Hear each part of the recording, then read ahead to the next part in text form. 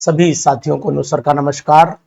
और झारखंड का जो 2 सितंबर को पेपर हुआ था, 2 सितंबर को जो पेपर हुआ था, वो पेपर अब आपकी स्क्रीन पर।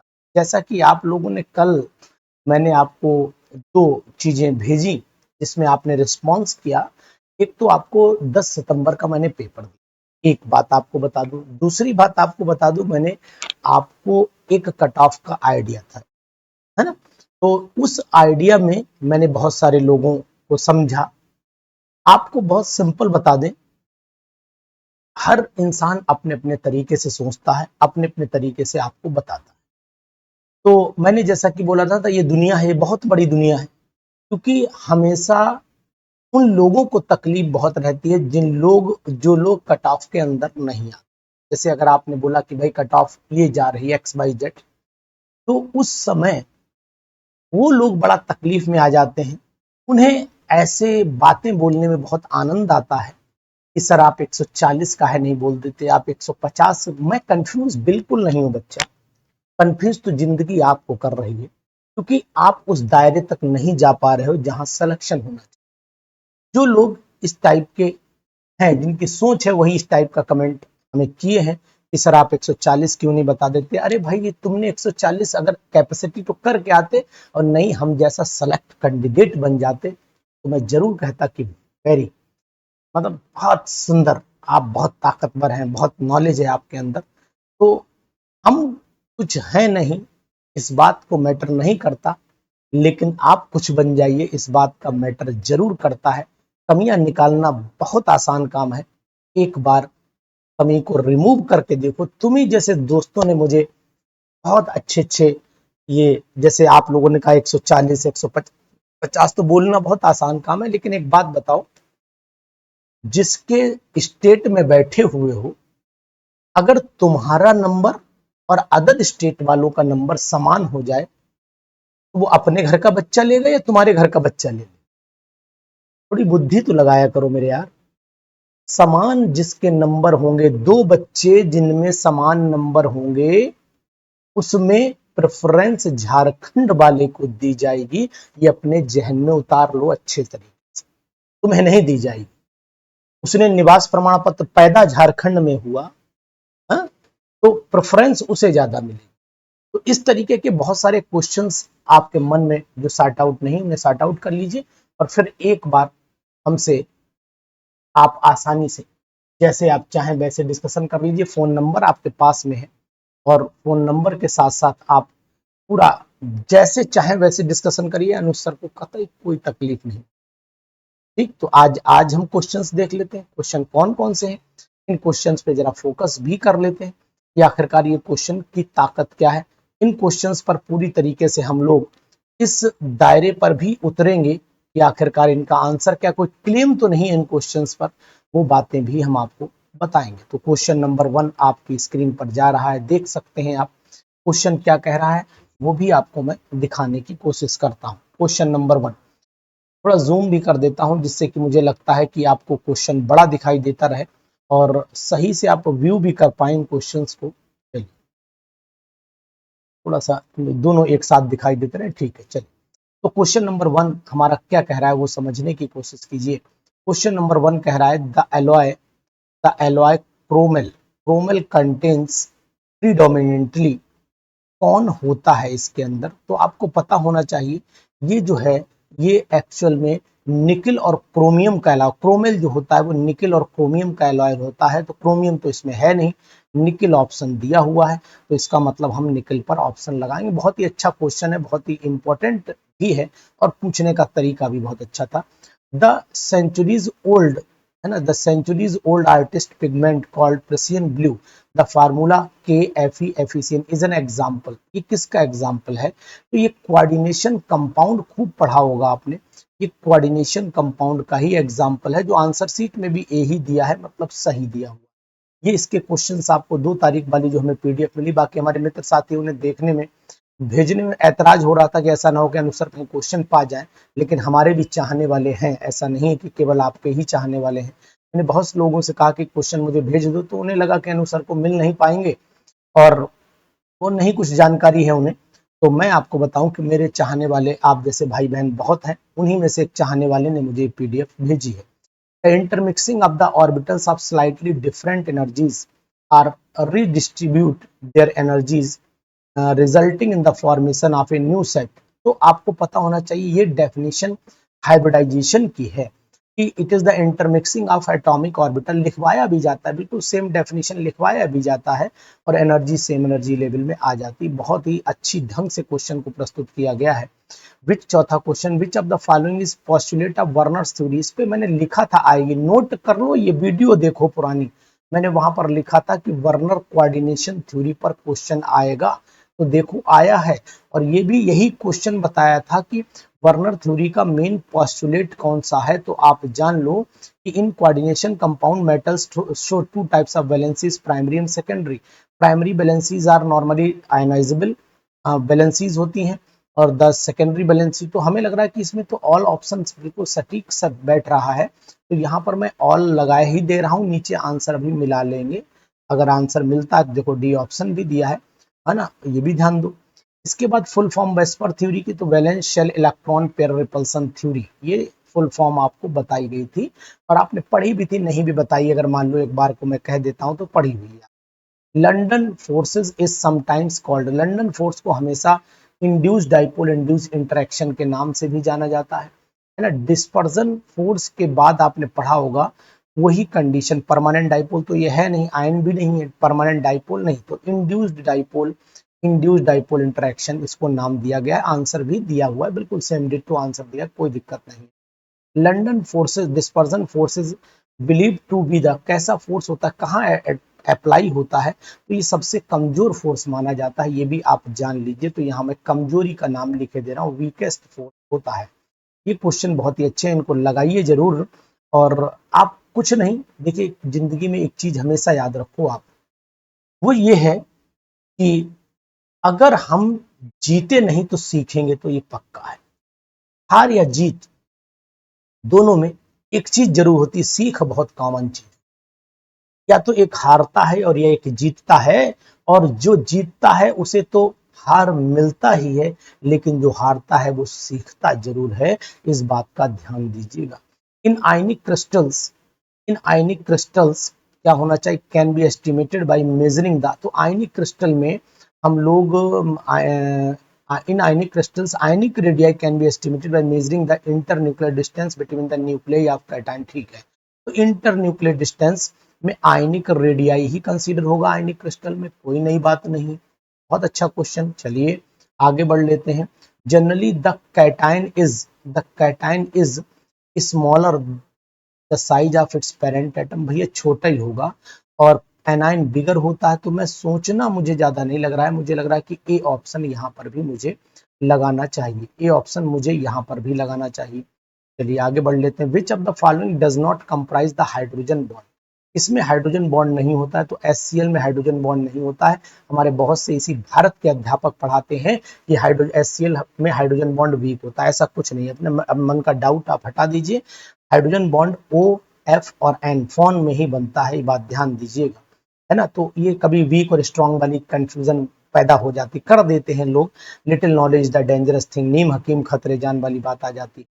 चलो इसके बाद आ जाते हैं, kinetic theory describes a gas as a large number of the atomic or atoms or molecules which of the following are constant motion, इसमें कौन सा मोशन कांस्टेंट रहता है, तो आपको पता होना चाहिए मॉलिक्यूल्स और atoms are in random motion. हमेशा काइनेटिक थ्योरी ये कहती है कि वो बिल्कुल पागल कुत्ते की तरह इधर उधर घूमते रहते हैं ना। आप कहोगे यार अनुसार ऐसी बातें कर, समझाने के लिए हम क्या शब्द यूज करते हैं, क्या वर्ड यूज करते हैं, ये तो यार कितना लिखवाया है, कितना पढ़वाया है आपको कि वेंडरवॉल का ये कांस्टेंट है, ये वैल्यू यूनिट किसकी, वेंडरवॉल कांस्टेंट।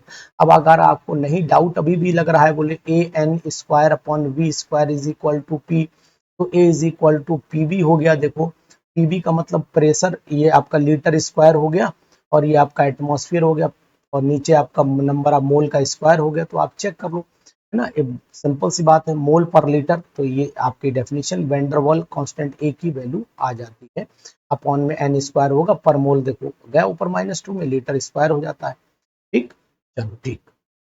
इसी तरीके से अब आप इसको भी निकाल सकते हैं, तो यानी कि वैन डर वाल का कांस्टेंट ए की वैल्यू है हमेशा भाई, प्रेशर में प्रेशर जोड़ा जाता है, वॉल्यूम में ये एटमॉस्फेयर हो जाएगा, और ये आपका वॉल्यूम किस में कंसीडर होते हैं, लीटर स्क्वायर में कंसीडर होता है।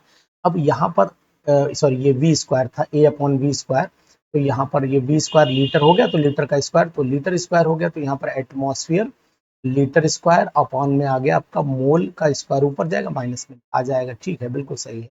इसी तरीके से आगे बढ़ लेते हैं, थोड़ा सा धीरे धीरे चलते चलिए, क्वेश्चन आज सभी करने नहीं है। अब आगे कह रहा है कि what is the unit of the van der Waals constant. ये पेपर बिल्कुल मैं ऐसा ही सेट करता हूँ, पेपर ध्यान दो, मैं भी, हमने अक्सर जितनी भी टेस्ट सीरीज में देखना, मेरे एक चैप्टर के लगातार क्वेश्चन आते हैं, और वैसे ही आया है पेपर, डिट्टो पेपर आया है, ये बात नोट कर लो आप मेरी अगर टेस्ट सीरीज ज्वाइन किए होंगे तो आपने ये चीज भी नोटिस की होगी कि अनुज सर हमेशा एक चैप्टर के क्वेश्चन लगातार डाल देते हैं, वही इस बार इन्होंने भी किया है ना। चलो, what is the unit of the van der Waals constant B, B की यूनिट भी पूछी, ए की तो पूछी और बी की पूछ डाली, तो अब बी की यूनिट किसके बराबर होगी। अब आप जानो कि बी की यूनिट जो होगी, तो आप जानते हो ये एन बी हो जाता है, तो बी इज इक्वल टू हो जाएगा वी अपॉन एन हो जाएगा, तो यहाँ आपका लीटर और पर मोल हो जाएगा, तो लीटर पर मोल कहाँ दे रखा है, लीटर पर मोल स्क्वायर है, और ये आपका लीटर पर मोल यही दिया हुआ है, तो ये भी हमें क्या सब ऑप्शन ए ही इन्होंने सेट कर दिए हैं, क्या करा है भाई, हमें लग रहा है ए, जब आपने आंसर शीट काली की होगी तो ए ज्यादा काले हो गए होंगे, है ना, ए को ज्यादा काला करना पड़ता। Value of the van der Waals constant a for the gases O2 SO2 CO2 ammonia. अब आप नोट करो, ये मैंने आपको बताया था, ये वैल्यूज याद करके जाना, पूछी जाती, ठीक है।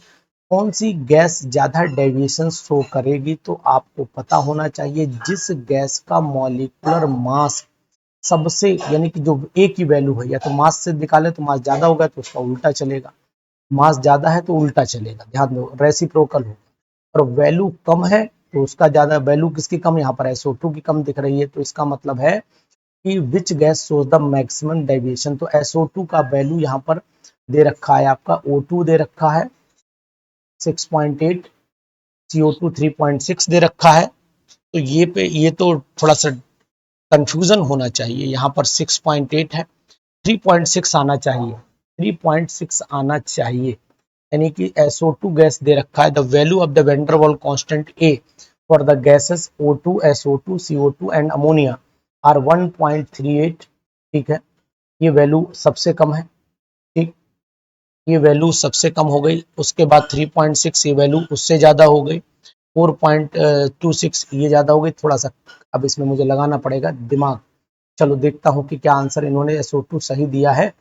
तो आपको बताऊं कि वैन डर वाल फोर्स क्या होगा, ये inter molecular force of attraction होगा, मैग्नीट्यूड, और जितना मैग्नीट्यूड ज्यादा होगा, मैग्नीट्यूड मैग्नीट्यूड ज्यादा होगा, तो मैग्नीट्यूड ज्यादा का मतलब 6.8 इज द मैक्सिमम वैल्यू हो जाती है, ठीक है, फिर अब सही है, बिल्कुल एग्जैक्ट आंसर है, यहाँ पर कोई डाउट नहीं, कोई कंफ्यूजन नहीं, क्योंकि कंसेप्ट भी वही बता रहा है जो कंसेप्ट हमारे पास में है, और वो आंसर बी सीट से मैच कर रहा है, ठीक। चलिए, the Maxwell Boltzmann distribution curve can be said to be schematic plot of the number of the molecule versus, इसके अगेंस्ट होता है, तो अगर बोल्ट्जमैन डिस्ट्रीब्यूशन कर्व को हम लोग देखते हैं, तो जो नंबर ऑफ द मॉलिक्यूल है वो स्पीड पर डिपेंड करते हैं, और स्पीड यहाँ केवल एक ही जगह दे रखी जो है मॉलिक्यूलर स्पीड पर दिया हुआ है। तो आज हम लोग 70 आज हम लोग डिस्कशन करेंगे कितने, 75 क्वेश्चन तक लेकर के जाएंगे, बचे हुए क्वेश्चन हम लोग कल बात कर लेंगे। चलिए, आज आज नेक्स्ट, अरे यार देखो यार, ये क्वेश्चन मैंने कितना करवाया था यार, रोज करवाता था मैं क्वेश्चन, इस पे आगे अनुस्वर का क्वेश्चन लिख दो यार, इस पे आगे अनुस्वर का क्वेश्चन लिख दो, कितनी बार मैंने दिया था इसको, अनुस्वर का क्वेश्चन, ये मैंने कम से कम 20 बार सॉल्व करवाया होगा, और आखिरी वाले टेस्ट में भी ये क्वेश्चन है, आखिरी वाले टेस्ट में भी ये क्वेश्चन है, नोट कर जाओ यार। तो ये वैल्यू रेशियो पर भी क्वेश्चन बिल्कुल डिट्टो है। अब एवरेज वैल्यू, पहले क्या एवरेज दिया, पहले मोस्ट प्रोबेबल दिया तो 1, फिर एवरेज, तो इसका मतलब आंसर कितना है, ठीक है 1.1 हो गया, 1 फिर 1.1 1.2, ठीक है, ये ऐसे याद रखना, पहले अगर आपको याद ही रखना है तो MAV याद रखो, MAV मोस्ट प्रोबेबल, एवरेज, और ये आपकी हो गई रूट मीन स्क्वायर, आर कर लो, MAR, एक 1.1 1.2, याद रहेगा, सिंपल तरीका भी, कोई मार पे याद कर लो, MAR और उसके बाद वैल्यू याद कर लो, तो आपको याद रहेगा, वैल्यू भी याद रहेगी और आंसर भी आपको याद रहेगा, आगे भविष्य में भी काम आएगा। जो लोग देखना चाह रहे हैं, मार याद कर लेना, MAR, most probable velocity, average velocity, root mean square velocity, 1 फिर 1.1 फिर 1.2, आंसर मिला लीजिए, मिल जाएगा, बाकी कहीं आपको मिलने नहीं है, चेक कर लो आप। इसके बाद चले आइए क्वेश्चन नेक्स्ट पे आइए, if temperature is increased the Maxwell Boltzmann distribution curve, जो मैक्सवेल बोल्ट्जमैन डिस्ट्रीब्यूशन कर्व की अगर मैं बात करता हूं, तो वो हमेशा आपने देखा होगा, जो लाइन चलती है वो लाइन पीक पर जाकर के डिक्रीज कर जाती है, तो इंक्रीज पीक नहीं करती है, डिक्रीज पीक करती है, शिफ्ट टू राइट, मतलब ऐसे जैसे टिक का निशान चलता है, आपने नोटिस करा होगा, तो टिक का निशान चलता है उसी कंडीशन में चलती है और डिक्रीज कर जाती है पीक पर जाकर के। ये बिल्कुल सही जवाब दिया है। हाइड्रोजन इलेक्ट्रोड पोटेंशियल 0 होता है, इसको मुझे बताने की आपको जरूरत नहीं है, क्योंकि आप ऑलरेडी इतने विद्वान हैं कि मैं आपको इस बात का सलाम करता हूं कि भाई आप लोग करके आए हो। वो क्वेश्चन पेपर ठीक है। ए buffer solution arrest change in pH, तो यहाँ पर भी बफर, अब तो कुछ रटवाया था यार, और लोगों ने कहा कि सर क्यों बफर पढ़ा रहे हो यार, बताओ, हद हो गई है ना। एक बार फिर देखिए, क्वेश्चन में तरीका पढ़ने का, सब चीजें चलती रहती है।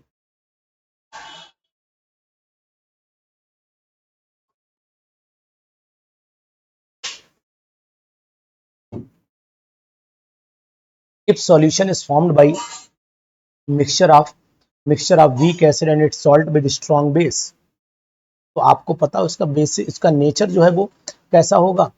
If a solution is formed by mixture of weak acid and its salt with strong base, ठीक है, then it is called acidic buffer कहलाएगा। जो एस वीक होता है वही बफर कहलाता है, तो एसिडिक बफर, ठीक है। आगे बढ़ लेते हैं। आज मैं बड़ा सुकून से बैठा हूँ, इसलिए क्वेश्चन धीरे धीरे कर रहा हूँ, कल स्पीड बहुत ज्यादा थी ना। According to the Arrhenius theory of the dissociation acids give H positive ion, ठीक है, H positive ion, sorry, acids give H positive ion, तो H पॉजिटिव आयन कहाँ लिखा है, ये लिखा हुआ, बहुत सिंपल। आर्हेनियस पर भी क्वेश्चन आ गया, लो यार। According to Arrhenius theory dissociation bases gives OH negative ion देते हैं, पता है, बहुत अच्छे क्वेश्चन थे। तो अब आप देख रहे हो लगातार क्वेश्चन, लोगों को क्वेश्चन याद नहीं हो पा रहे हैं, यहाँ पेपर कितना बढ़िया आया हुआ। Arrhenius theory explain the acids and bases in terms of their presence in the presence of aqueous solution आना चाहिए, तो यहाँ एक्वस पे लगा लीजिए। ये वाला लगा दो आप खट से, आंसर लगाओ खट से, पट से आंसर आ रहा है। देखिए बढ़िया पेपर था। A basic buffer is a contribution of, a basic buffer is a contribution of, अब किसका कंट्रीब्यूशन दिखा रहे हो, तो basic buffer is the combination of, sorry, basic buffer is the combination of weak base और strong acid होना चाहिए। देखो यहाँ मिल गया, आंसर भी बिल्कुल मैच कर रहा है। बफर पे ही देखो धुआंधार पूरा मेरा नोट्स उठा करके दे दिया यार, अब इससे ज्यादा क्या प्रूफ चाहिए आपको। Among the following 5 buffer solutions how many acidic buffers, तो कितने तरीके के बफर होते हैं, तो एक होता है आपका ये week acid and its salt with strong base का मिक्सचर, तो वीक एसिड हो गया, तो इसका मतलब हुआ हमारे पास में एक तो ये बफर हो गया नंबर 1, 5 बफर आपको दे रखे हैं। Among the following 5 buffer solution how many are acidic, अच्छा वीक एसिड जहां जहां है वो एसिडिक बफर होगा, तो मुझे यहाँ वीक एसिड केवल 3 दिखाई आपको दे रहे हैं। एक तो आपका बेंजोइक एसिड, एसिटिक एसिड और HCN, यानी कि 3, तो आंसर क्या बी है इसका, देख लेते हैं। आंसर बी है, बिल्कुल सही है, आंसर बी ही दिया है, और यहाँ पर भी आंसर मैच कर रहा है। तो वीक एसिड याद रखो, ढूंढ लो, जैसे मैंने ढूंढा ऐसे आप भी ढूंढ लो, कोई दिक्कत नहीं है। मैं तो क्वेश्चन आपके सामने ही सॉल्व कर रहा हूँ, ऐसा तो है नहीं। ओलिफिन्स एल्कीन को कहते हैं, दुनिया जानती है एल्कीन को ओलिफिन कहते हैं, ऐसा कुछ इसमें बहुत नई बात नहीं है। द साइक्लोपेंटाडाइनाइल एनाइल का जो फार्मूला होता है आपको पता होना, साइक्लोपेंटाडाइनाइल एनाइन का फार्मूला जो होता है C5 होते हैं ना, ऐसे स्ट्रक्चर तो होता है, यही तो स्ट्रक्चर होता है, तो 1 2 3 4 5 यहाँ नेगेटिव हो जाता है, ये कंडीशन बन जाती है, तो इसके हिसाब से फिर आपका आंसर ये ए ही होगा, ठीक है, यही वाला आंसर होगा। मिटा के जरा साफ कर दो, नहीं तो तकलीफ देगा ये। चलो ये हो गया, ठीक, बिल्कुल सही है। एनायन है ना, ये ध्यान रखना नहीं कैटायन पे लगा दूंगा। उसके बाद cyclopentadienyl anion complex are known as, क्या बोलते हैं इसको, तो आपको साइक्लोपेंटाडाइनाइल कॉम्प्लेक्स जो है are known as the metallo metallocene बोला जाता है, तो मेटेलोसिन के रूप में माना जाता है, और इसमें दो लगने चाहिए, यानी कि एक ऊपर से एक नीचे से। आपने नोटिस किया होगा इस तरीके से, ऐसे यहाँ पर हो गया ऐसे, और यहाँ बीच में मैग्नीशियम लगा दो और ऐसे करके फिर अटैच कर दो नेगेटिव, ऐसे करके अटैच कर दो, ये ऐसी कंडीशन बन जाएगी। तो ये डाई लगना चाहिए यहाँ पर। तो डाई है, डाई बिल्कुल, बाई लगा हुआ, डाई नहीं है, बाई दिया। चलिए आगे बढ़ लेते हैं।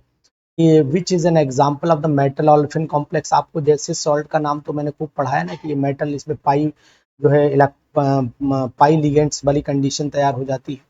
चलो, द साइक्लोपेंटाडाइनल एनाइन इज रिप्रेजेंट, अरे यार अब कितनी बार पूछोगे क्वेश्चन भाई, है ना। ये रिप्रेजेंटेशन इसी से करेंगे ना, ठीक है, बिल्कुल एग्जैक्ट दिया हुआ, यहाँ पर भी कोई बहस नहीं, कोई मुद्दा नहीं दिखाई दे रहा है।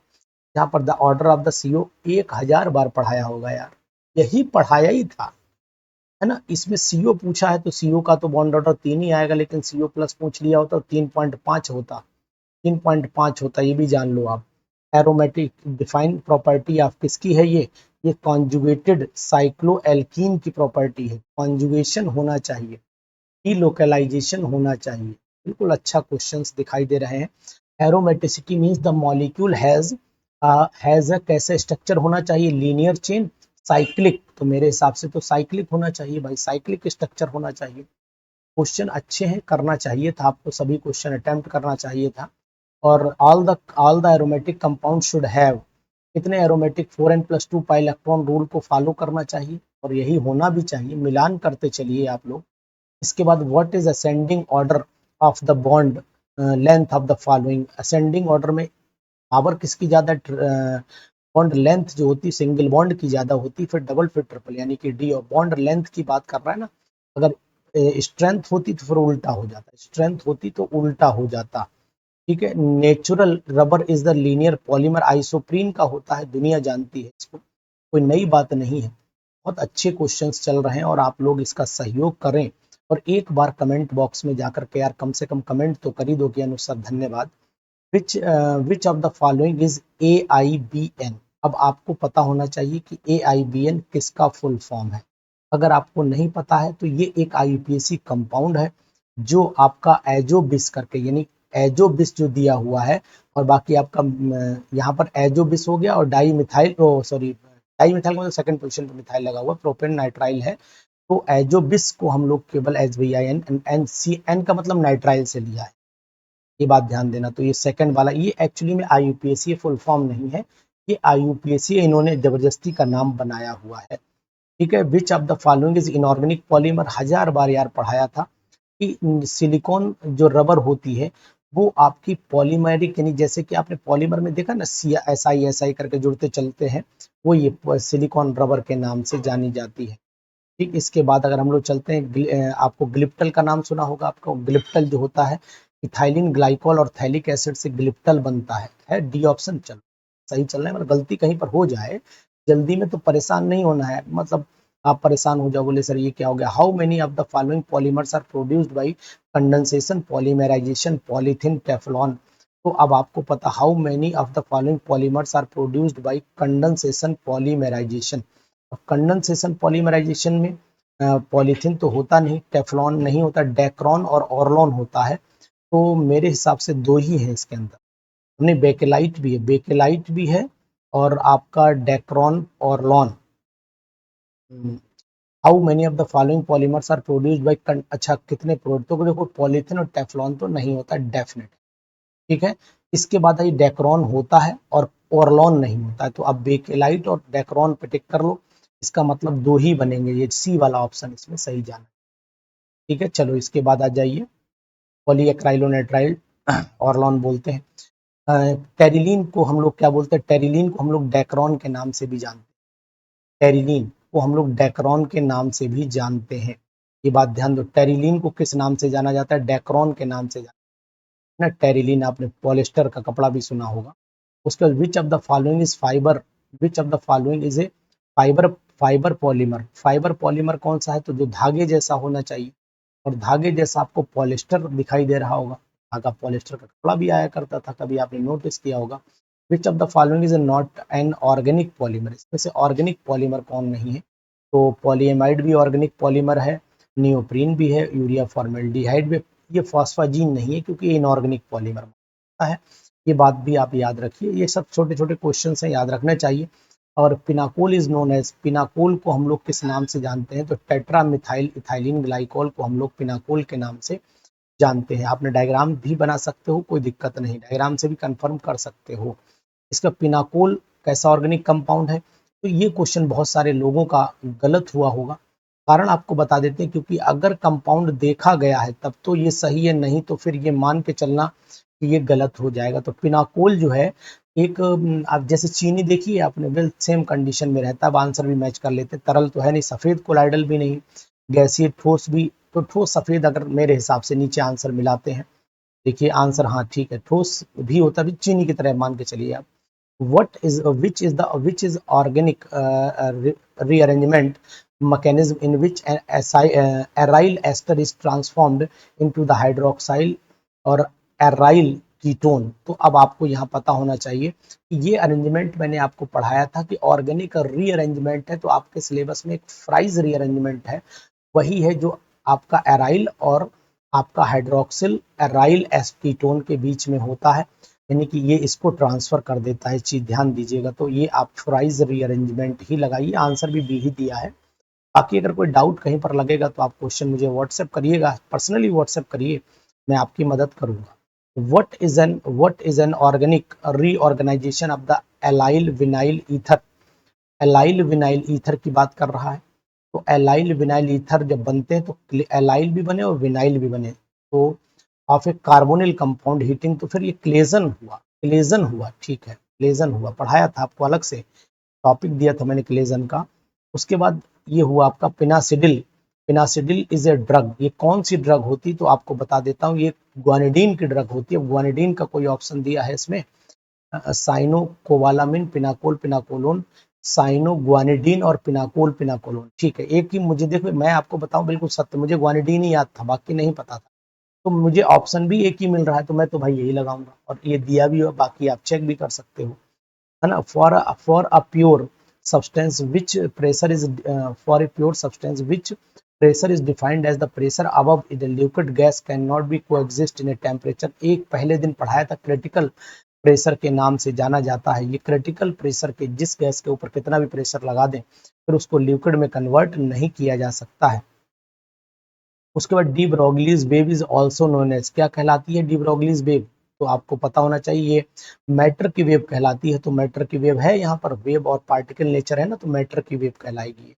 उसके बाद आ जाइए, if the principal quantum number is charge the total number of the orbitals, M की वैल्यू पूछ ली है, the total number of orbitals having the orbital angular momentum L, तो -3 से +3 पे चले जाओ, तो 5 3 2 5, यानी कहने का मतलब ये हुआ, आप यहाँ पर यानी 2l+1 लगा दीजिए, तो 3 × 2 + 1 7 आना चाहिए। देखो 7 आंसर है बिल्कुल एक्यूरेट है, तो 7 पर टिक कर लीजिए, कोई दिक्कत परेशानी नहीं बच्चा। आगे चलो मेरे लाल, यहाँ पर the maximum quantum number, maximum number of the electron subshell of atomic orbital is determined by, तो 4l+2 से डिटरमाइन करते हैं। ये फार्मूला मैंने पढ़ाया था, 4l+2 याद कर लो। ये फार्मूला कहाँ दिया था मैं आपको बताई भी दे रहा हूँ। ये क्वेश्चन कहाँ से उठाया गया है? ये क्वेश्चन उठाया गया है जो आपकी एमटीजी की किताब होती है, वहां से उठाया गया क्वेश्चन। एमटीजी की बुक में डिट्टो दे रखा है, डिट्टो सेम क्वेश्चन ही दिया हुआ, एमटीजी की किताब से दिया हॉरिजेंटल रोज। और मैंने हमेशा जब फार्मूले, मेरी फार्मूले की बुकलेट आपके पास देखिएगा जरा, उसमें पहला यही लिखा हुआ, अगर फार्मूले की बुकलेट मेरे पास आपके पास है देख लो जरा, उसमें लिखा हुआ है, अगर भरोसा आपको नहीं आ रहा है तो। The horizontal rows in the long form of the periodic table, यार ये कौन नहीं बताएगा। हॉरिजेंटल रोज क्या कहलाती है? पीरियड्स कहलाती है ना। एफ ब्लॉक एलिमेंट्स को हम लोग क्या बोलते हैं? इनर ट्रांजिशन एलिमेंट्स बोलते हैं एफ ब्लॉक को, तो इनर ट्रांजिशन लगा लीजिए। ये सब क्वेश्चंस बड़ा सरल क्वेश्चन है और अच्छे क्वेश्चन भी कह सकते हैं, बहुत ज्यादा टिपिकल नहीं। विच of the following is a law of crystallography, तो आप जानते हैं कि लॉ ऑफ क्रिस्टलोग्राफी में लॉ ऑफ कांस्टेंट, ये भी इंटरफेसियल को ही बोलते हैं, रेशनल इंटरसेप्ट ये भी लॉ वही है, लॉ ऑफ कांस्टेंट सिमेट्री ये भी है। तो मतलब ऑल है क्या ऑप्शन? अरे वाह, बिल्कुल सही है हम, और आप भी सही होंगे 100%। In all the crystals of the sodium chloride interfacial जो एंगल होता है वो 90 डिग्री का होता है। चेक कर लो, क्यूबिक क्रिस्टल में निकाल करके देख लो, 90 ही आएगा। In X-ray diffraction studies, in X-ray diffraction of the crystals constructive interface occurrence when the path length differences, तो ये इंसिडेंट बीम वेवलेंथ की कंसीडर की जा रही है, तो इसका मतलब ये हो गया, तो ये होल नंबर में ही होगा, होल नंबर के मल्टीपल में होगा, तो यहाँ पर होल नंबर मल्टीपल में लिख देते हैं। जैसे अगर मान लीजिए आप लेते हैं तो जैसे 1 लिया, 2 लिया, 3 ऐसे करके चलता है ना, होल नंबर में। X-ray get X-ray get diffracted by crystal because the wavelength of the X-ray is the spacing between the same order of the magnitude as, ठीक, X-ray is the same, उसी जो है वेवलेंथ की होनी चाहिए, तो ठीक है, यही होगा आंसर, सेम आएगा answer.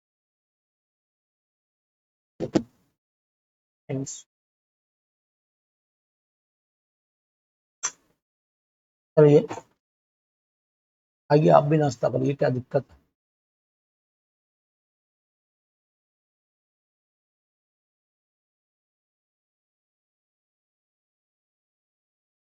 Interstitial defect are generally classified as, अब आप एक चीज बताओ, इंटरस्टिशियल डिफेक्ट जो होते हैं वो एक्चुअल में स्पेस पॉइंट डिफेक्ट तो होते ही हैं, लेकिन स्पेस अगर है तो स्पेस भी होते, तो स्पेस तो इसमें दिया नहीं है, ये पॉइंट डिफेक्ट भी है, पॉइंट डिफेक्ट में भी आता है और स्पेस डिफेक्ट में भी आता है। सरफेस दिया, स्पेस तो दिया ही नहीं, तो मैं पॉइंट ही लगाऊंगा, आंसर भी मिला लो, नहीं कहोगे अनुसार मजे मजे में, चलो ठीक है, यही है। विच of the following is a line defect, तो लाइन डिफेक्ट तो हमेशा उन कंपाउंड्स में होते हैं, जैसे कि मान लीजिए ये ऐसे अगर मैं कहूं कि यहाँ पर ये इस तरीके से ये लाइन बिगड़ जाए, एज एज जो किनारों पर होती है, तो एज डिसलोकेशन तो सही रहेगा ना, इसमें सब्स्टिट्यूशन डिफेक्ट तो नहीं, शॉर्ट की नहीं है, लाइन में एज डिसलोकेशन ही होगा। चलिए इसके बाद आ जाते हैं, which of the following can be said to be within the general conductivity range, क्या होनी चाहिए, तो आपको बताना चाहूंगा, ये जनरल कंडक्टिविटी रेंज जो होती है 10⁻1, मतलब 10 ही मानिए आप, यही सिंपल वैल्यू आएगी, साइमन पर मीटर के हिसाब से चलती है। ध्यान दीजिएगा, विच मैंने बोला था नॉट वाले क्वेश्चन बहुत आते हैं, दिख रहे हैं आपको नॉट वाले, विच of the following is not true about the enthalpy change for the chemical reaction, which of the following is not true about the enthalpy change for a chemical reaction, पढ़ना पड़ेगा इसे। it depends on the masses of the reacting substance, it depends upon the temperature and the pressure which under the chemical reaction, ना ये path पर dependent करती है, path dependent to initial final value पर dependent करती है, तो it depends on, लेकिन अगर मैं बात आपसे कर रहा हूँ, नॉट ट्रू की बात कर रहा है, enthalpy change for a chemical reaction, तो delta H is equal to होता है H2 माइनस H1, तो ये तो ट्रू हो जा रहा है, it depends on the path, नहीं है ओहो, इनिशियल और फाइनल कंसंट्रेशन पर डिपेंड करती है, पाथ पर डिपेंड नहीं करती, जबकि कह रहा है it depends on the path, ठीक है, ये लगाओ, आंसर क्या दिया, सी ही दिया, ठीक, ये इनिशियल फाइनल वैल्यू पर डिपेंडेंट करती है, इट इज क्या बोलते हैं, स्टेट फंक्शन प्रॉपर्टी, हाँ ठीक है, चलिए आगे बढ़ लेते हैं इसी तरीके से। If the amount of the gas reduced to be half from its original volume, then the specific heat कितनी रह जाएगी बताओ, the amount of the gas is reduced to half original volume, तो रेसिप्रोकल होती है ना, रेसिप्रोकल होती, बताओ आंसर क्या दिया है, सी दिया है,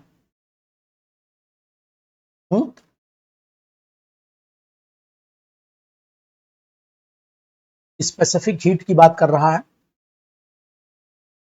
थोड़ा सा डाउट है, एक मिनट रुक जाइए, सी ऑप्शन इन्होंने दिया स्थिर रहेगी, if the amount of the gas is reduce to half, अच्छा ठीक है, रिड्यूस टू हाफ की ना, तो अगर आधी की, तो ये इसका मतलब हुआ कि अगर मास डिपेंडेंट प्रॉपर्टी है ही नहीं, तो यहां पर लिख देता हूं specific heat is not mass dependent property, mass dependent नहीं है, तो मास पे तो कोई फर्क पड़ेगा नहीं, ठीक, बिल्कुल सही, मास डिपेंडेंट प्रॉपर्टी नहीं है, तो आधा करो या पूरा करो कोई मतलब ही नहीं होता, सही है। विच of the following will have the highest molar entropy. तो इसका मतलब जहां बहुत ज्यादा गैसियस फॉर्म हो, तो लिक्विड वाटर तो होगा नहीं, स्नो भी नहीं, आइस वाटर वेपर्स होगा, यही होना चाहिए कि यहाँ ज्यादा से ज्यादा आपको दिखाई दे रहे होंगे gas particle. Identify the correct statement with regard to entropy. इन्हें एंट्रोपी से रिगार्डेड आपको बताना चाहिए। तो देखो बिल्कुल आपको सटीक बता रहा हूं, पेपर में बहुत बड़ा वेरिएशन नहीं है। जैसा कि पेपर 10, यहाँ पेपर चूंकि मैंने देखा नहीं था अभी तक,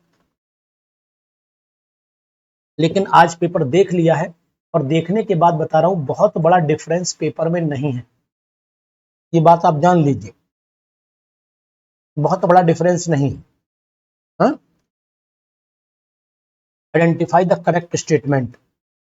At absolute zero temperature, the entropy of the perfect substance taken to be zero। यही है, आपने जीरो थर्ड लॉ को पढ़ा भी होगा, बिल्कुल सेम कंडीशन पे चल रहा है। Under the constant temperature and pressure, under the constant temperature and pressure which of the following is correct. तो आपको पता होना चाहिए कि indicate the reversible chemical reaction will be spontaneous, तो डेल्टा जी निगेटिव होना चाहिए, सी ऑप्शन है, डेल्टा जी निगेटिव होना चाहिए। Which of the following exactly indicate the thermodynamic quantity whose change in value depends upon the value in the initial and final state? State function property, अभी मैंने बोला था state function property कहलाती है।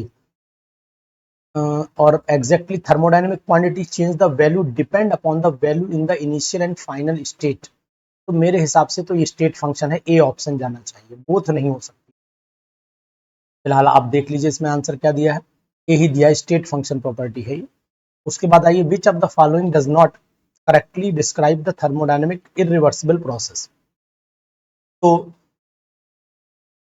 विच of the following does not, तो ये में लग रहा है कि रियल नहीं होना चाहिए, अनरियल होना चाहिए, तो यही होगा ऑप्शन। ऑप्शन मिलाओ नीचे, ठीक है, ए ही दिया है, अनरियल है ये। चलिए इसके बाद आ जाते हैं क्वेश्चन नेक्स्ट पर आते हैं।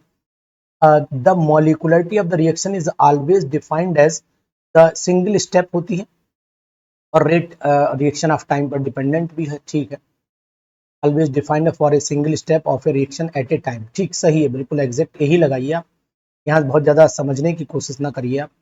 Which of the following can be said to be valid value generally for the molecularity of simple reaction. Molecularity of the which of the following can be said to valid value.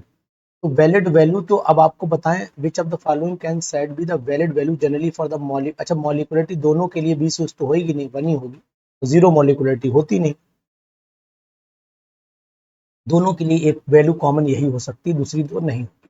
चलिए, which of the following true with regard with the order of reaction.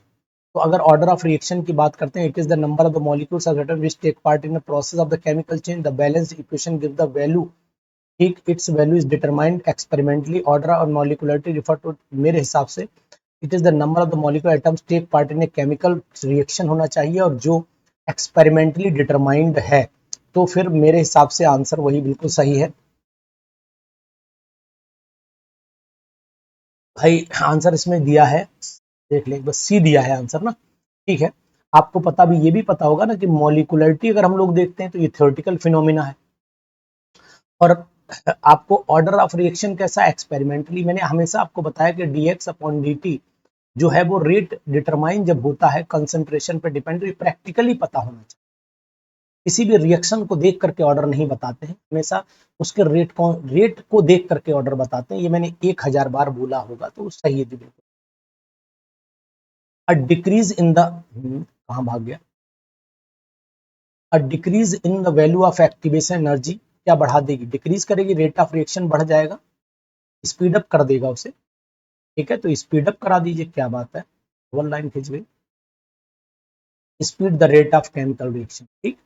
इसके बाद चले आइए, इसके बाद the correct form of the Arrhenius equation, दुनिया बता देगी इसको, ये मैंने लिखवाई है, 100% सही है, इसमें कोई इफ और बट नहीं। General form of the half life formula, 0.693 upon के। मेरे जितने भी साथी सभी ने सब सही लगाए होंगे, उम्मीद करता हूं सभी के सही होंगे। यूटैक्टिक मिक्सचर जो होता है वो दो कंपाउंड का होता है, sharp melting point lower than those of the either component, यानी जहां पर बिल्कुल मतलब यूटैक्टिक पॉइंट पर जाइए तो दो ऐसे कंपाउंड मिलेंगे जहां पर वेरिएशन करना मुश्किल हो जाएगा, शार्पनेस आ जाएगी। तो a mixture of two compounds with sharp melting point than those of the either component, एकदम मैच नहीं करना चाहिए।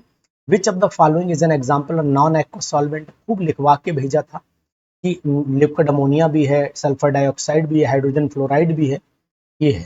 ठीक है, अब एक्चुअल में नॉन एक्वस में जब जाओगे तो हाइड्रोजन फ्लोराइड जो है वो उसका करेक्टर वेरी करना शुरू कर।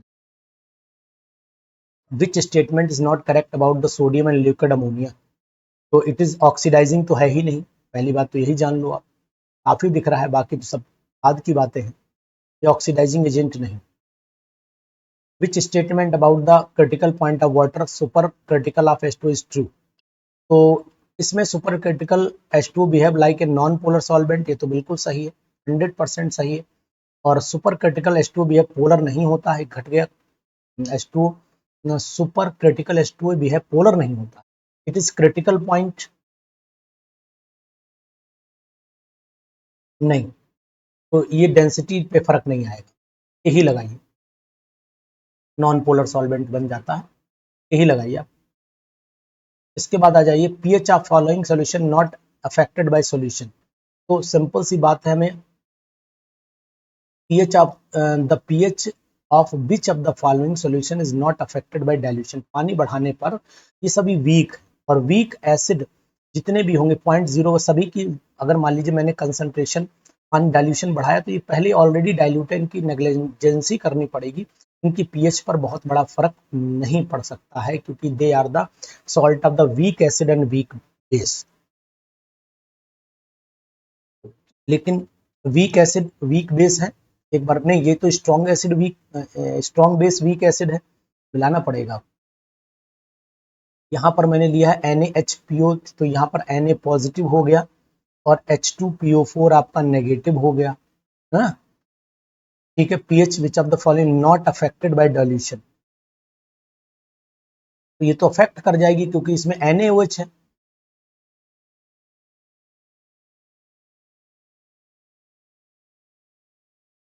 थोड़ा सा डाउट है इसमें, 1 मिनट का समय दीजिए आप मुझे। The pH of solution following solution is not affected by dilution, तो पीएच वैल्यू पर फर्क तब पड़ता है जब हम लोग कंसंट्रेशन में चेंज करते हैं। ओ आई सी, ठीक, इट्स क्लियर। थोड़ा सा मुझे डाइल्यूशन का वर्ड देखिए कंफ्यूज कर रहा था।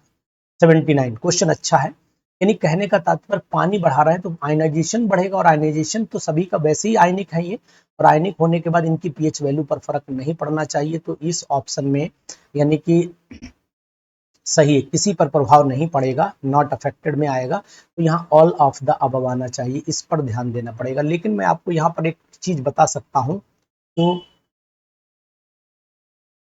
बाकी सब में तो सोडियम है, देखो यहाँ पर भी सोडियम है, ये भी सोडियम है, और यहाँ पर भी सोडियम है, इन पे तो फर्क बहुत नहीं पड़ेगा, लेकिन यहाँ पर अमोनियम दिया, और जो वीक एसिड वीक बेस का सॉल्ट है ये बफर है। अब बफर एक्चुअल में क्या होता है, बफर सॉल्यूशन में समझाने की कोशिश कर रहा हूँ, बफर जो बन जाता है, बफर बनने से क्या होगा कि बफर में चाहे एसिड मिलाओ या बेस मिलाओ या थोड़ा पानी मिला दो, उसकी पीएच वैल्यू पर कोई असर नहीं पड़ता, तो ये चीज आपको ध्यान देनी पड़ेगी। लेकिन बफर आपको ध्यान देना पड़ेगा, बफर हमेशा वही होता है जो वीक एसिड यूज किया जाए और उसका सॉल्ट स्ट्रॉन्ग बेस के साथ में होना चाहिए, जो पहले में नहीं। तो ये क्वेश्चन इफेक्ट कर सकता है आपको, यानी कि ये गड़बड़ कर सकता है, यहाँ पर ये चीज आपको ध्यान देनी पड़ेगी। तो यहाँ पर फिलहाल अभी मुझे इस पे ए ऑप्शन में डाउट है, ए ऑप्शन में डाउट है, इस बात का ध्यान देना पड़ेगा। ठीक है, चलिए, photochemistry deals with the study of, इस क्वेश्चन को मैं फिलहाल एग्री नहीं कर रहा हूं, कारण ये है कि वहां पर दोनों वीक है, स्ट्रॉन्ग नहीं है। फोटोकेमिस्ट्री डील्स विद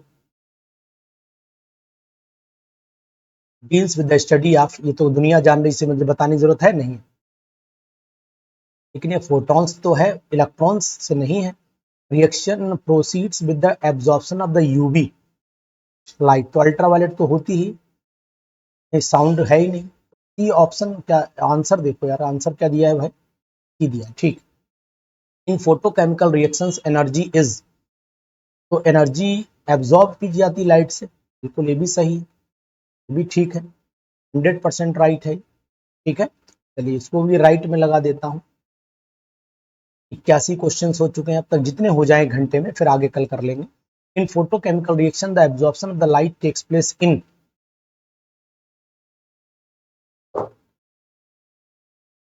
तो फर्स्ट जो प्राइमरी रिएक्शन होती है उसी में लिया जाता है, प्राइमरी प्रोसेस या रिएक्शन में बोलता हूं, तो यानी कि ये वाला हो जाए, ठीक है। ए भी दिया है, कोई दिक्कत नहीं।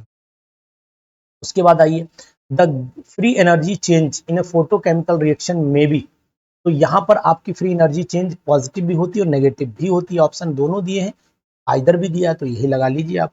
इन photochemical reaction one molecule is activated by absorption of the one quantum radiation, इसे आप लोग स्टार्क आइंस्टीन लॉ के नाम से जानते हैं, पढ़ाया भी था, लिखवाया भी था आपको।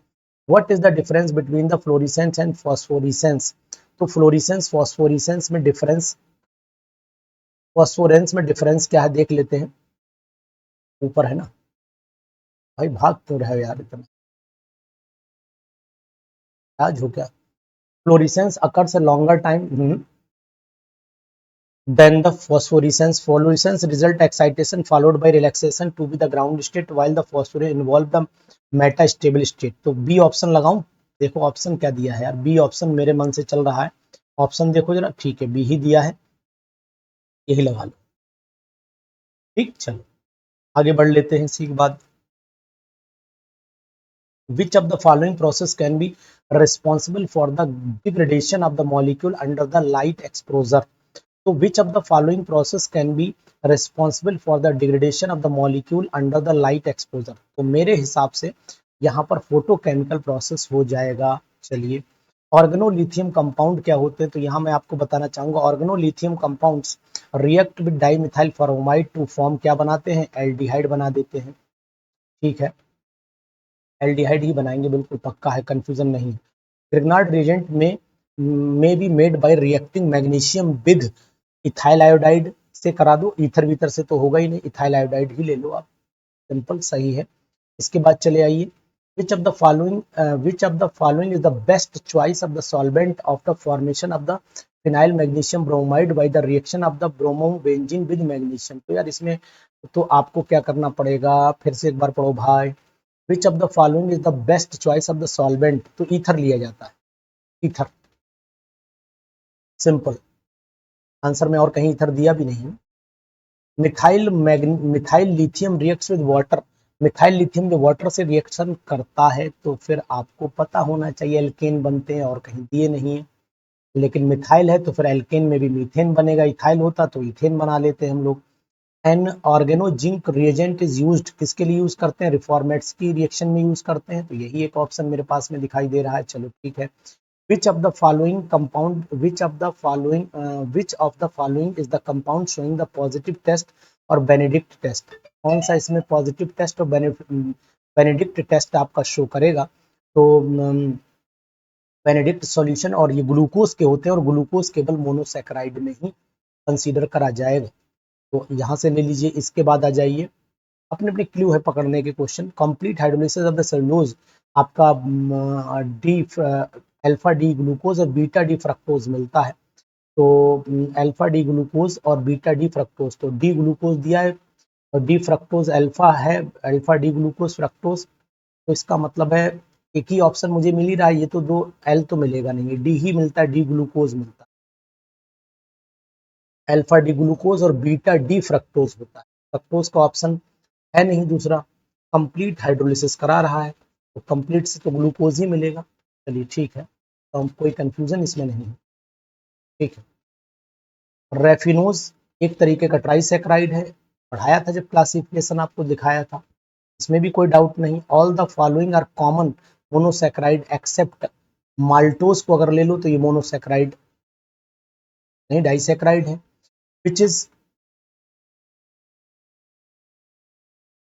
विच of the following not true about the fructose, के लिए कौन सा ट्रू नहीं है, molecular formula which of the following is not true about the fructose. यार ये क्या बात हुई, कौन सा सही नहीं है। ऑन रिडक्शन गिव्स सॉर्बिटॉल बनाएगा। 90 no reaction takes place treatment bromine water.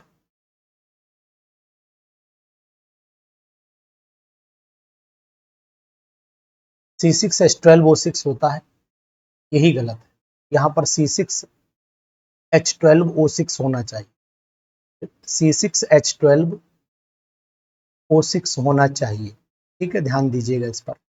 इसके बाद चलिए question number next. Sucrose is composed of alpha D glucose beta D fructose. मैंने अभी बोला ही था, ऊपर ही बोला था अभी, तो आप यहाँ ले लीजिए। ठीक है, ये ऑप्शन ले लीजिए। और इसके बाद बचे क्वेश्चन है 98। Sucrose is a non reducing sugar because the two monosaccharide units are held together by alpha beta glucosidic linkage होती है। तो अल्फा बीटा ग्लूकोसाइडिक लिंकेज कहाँ दे रखी है, between C1 C2 glucose beta fructose. सही है, अल्फा बीटा ग्लूकोसाइडिक लिंकेज आपको दे रखी है। बीटा ही बोली जाएगी क्योंकि यहाँ पर अल्फा डी ग्लूकोज होता है और बीटा डी फ्रक्टोज होता है।